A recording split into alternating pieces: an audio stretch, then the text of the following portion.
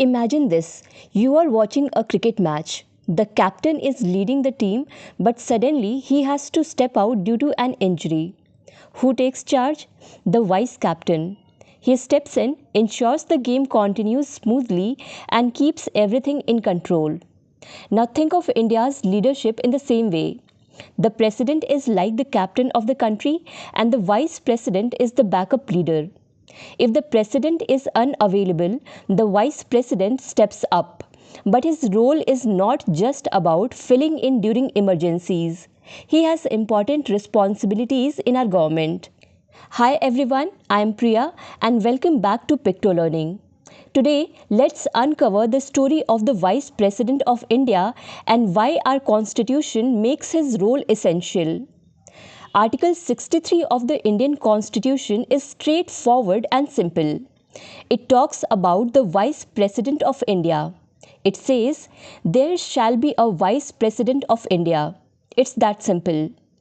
The Vice President is an important role in the government, providing support to the President, and sometimes also act as President if needed. This is not a temporary or optional position. It is a permanent part of the India's governmental structure.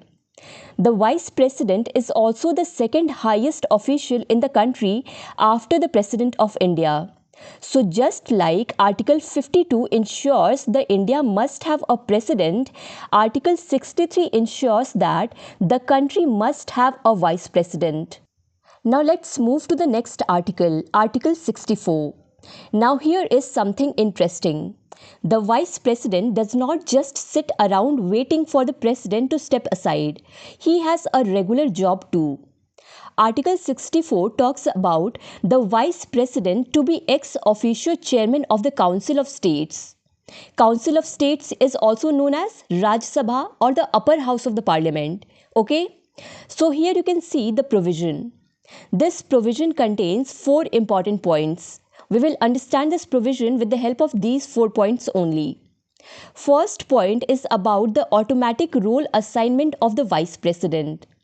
See, the vice president by default serves as the ex officio chairman of the Rajya Sabha. Okay? Now ex officio means automatic role assignment. So here is the cool part.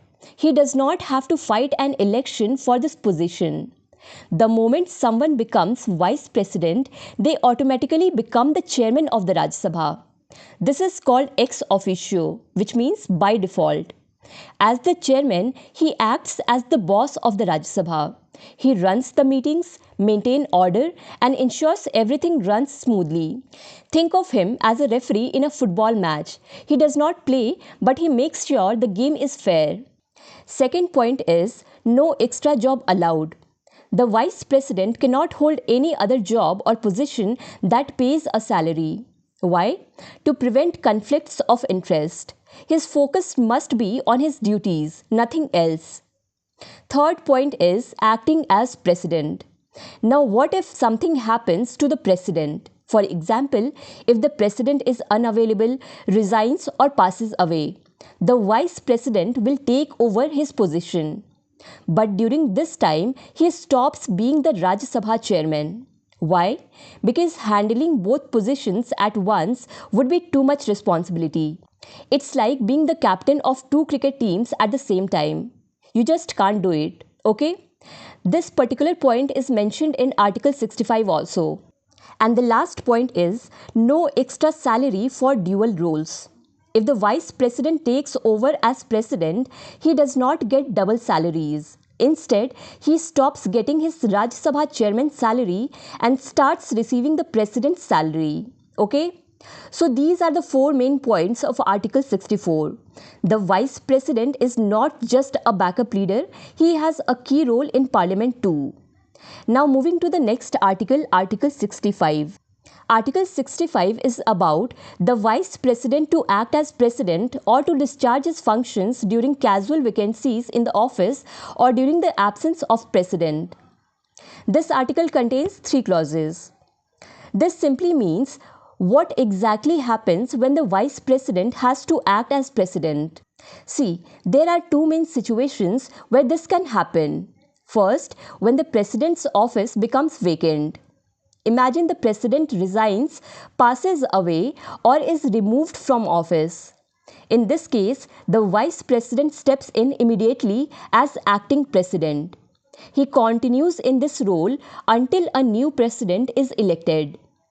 Second, when the president is temporarily unavailable.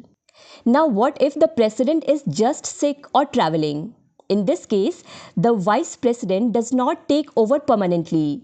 He just fills in temporarily until the president returns. Got it? If you have any confusion between the first and the second clause, let me clear that for you. The first clause applies when the president's office is vacant completely, means there is no comeback scene of the president. At that time, the vice president acts as president until a new one is elected. And the second clause applies when the president is temporarily unavailable to perform their duties, and the vice president steps in until the president come back and resume their duties again. Now the third clause is about what powers does the vice president have while acting as president. See, when the vice president takes over as president, he gets all the powers and protections of the president. But there is an interesting point. His salary also changes. Instead of his usual salary as vice president, he receives the president's salary until Parliament makes any changes about these payments, and also according to what is listed in the second schedule of the Indian Constitution.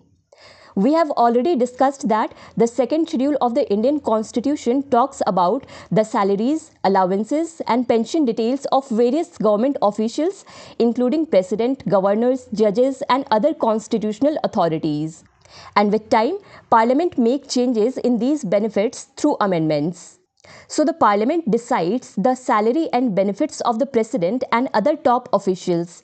Over time, as India's economy grows, their salaries are revised. So what's the takeaway from today's video? Article 63, India must have a president. Article 64, the vice president is also the chairman of the Rajya Sabha. And Article 65, the vice president acts as president when needed. The vice president may not always be in the spotlight, but his role is crucial in keeping our government running smoothly. That's all for today's session. If you found this video helpful, drop your thoughts in the comments. And don't forget, our next video will cover Article 66, the election of the Vice President. Until then, thank you for watching and supporting Picto Learning.